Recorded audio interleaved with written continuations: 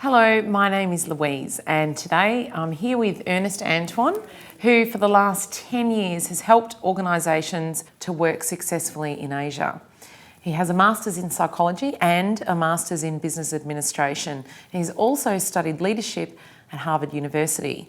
Now, as well as speaking English, Ernest speaks two other languages, Indonesian, which is spoken by about 250 million people, and Tamil, which is spoken both in South India and Sri Lanka. He has travelled and worked extensively in the Asia and Pacific regions. We're here to talk about the challenges that organisations have when they try to open up businesses in Asia.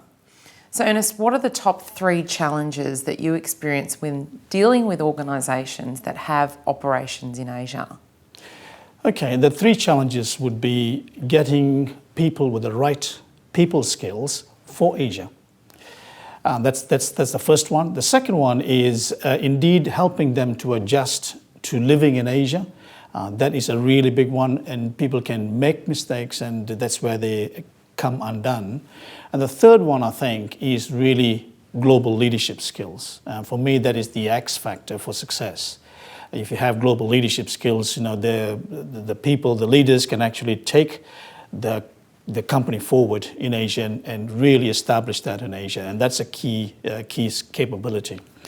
Now, the thing to remember is that for companies to work in Asia, this is the big century, the century of Asia, they call it. So I think if companies want to be successful in Asia, and that's where the economic activity is going to be for the next 100 years, they need those types of capabilities to work in Asia. So Ernest, what is the key to choosing the right people with strong cross-cultural communication skills for overseas assignments? By and large, companies don't pay enough attention to the people side of skills, the people skills.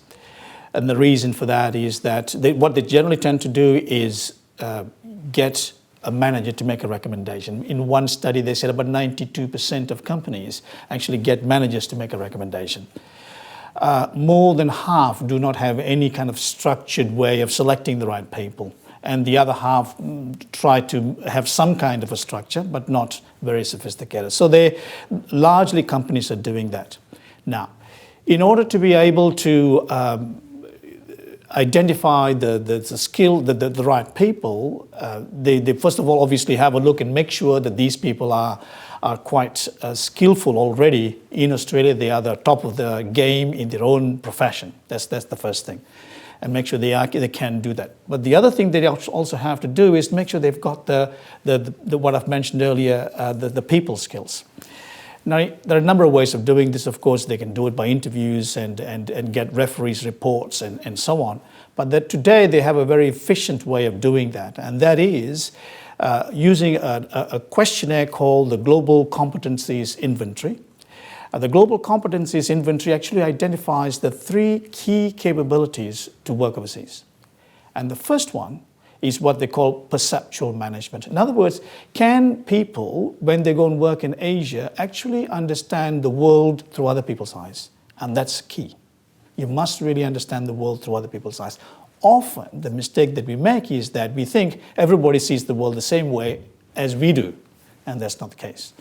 The second one is what they call relationship management. In other words, can you then forge relationships with these people, and then in order to be able to conduct your work, whether it's business, whether it's you're doing some development work for not for profits, or whether you're government to government interaction, can you develop relationships?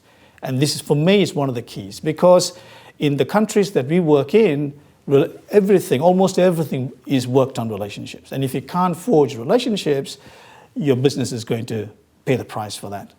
And the last of all is resilience. Now, individuals need to be able to work successfully in different cultures. In order to be able to do that successfully, they also will need the internal resilience, internal strength, because it's difficult work.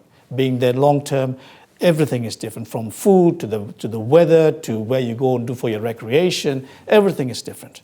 So to be able to work successfully, you need that resilience, inner resilience as well too. So for me, those are the key capabilities. People can get online and do the GCI, and it takes about 30 minutes to do. Doesn't take very long at all. Within 24 hours, you'd get a report, And it tells people, right, these are the capabilities that this person has in order to work overseas. It will also tell the person and the company and the organization what to watch out for. I did a particular assessment for a company that was sending people to Africa. And they selected their preferred candidate, and they also looked at the report. And they found that whilst he had the relationship skills, while he had the perceptual management skills, he actually didn't have enough resilience. But they did send him still. He still went ahead with the project, but they gave him the support in order to work successfully over there.